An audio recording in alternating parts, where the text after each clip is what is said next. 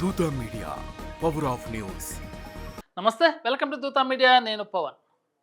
మధ్యప్రదేశ్ రేవా జిల్లాలో ఒక పెద్ద ప్రభుత్వ ఉద్యోగ స్కామ్ బయటపడింది. పరాసియా గ్రామానికి చెందిన బ్రిజేష్ కోల్ అనే వ్యక్తి తప్పుడు సమాచారం ఇచ్చి బేలకాలి కోలిన మహిళను తన తల్లిగా చూపించాడు. ఆమె మృతి చెందిందని నకిలీ ధృవీకరణ పత్రాలు సమర్పించి కారుణ్య నియామకం కింద జౌదోరిలోని ప్రభుత్వ హయ్యర్ సెకండరీ స్కూల్లో ప్యూన్ ఉద్యోగం పొందాడు.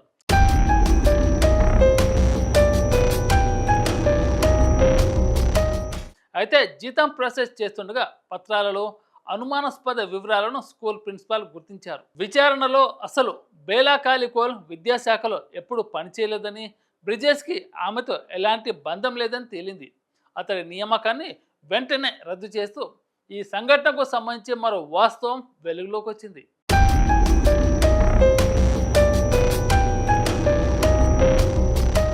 గతేడాది జిల్లాలో జరిగిన 36 కారుణ్య నియామకాలలో మరో 5 వ్యక్తులు కూడా తప్పుడు పత్రాలతో ఉద్యోగాలు పొందినట్టు వెల్లడైంది.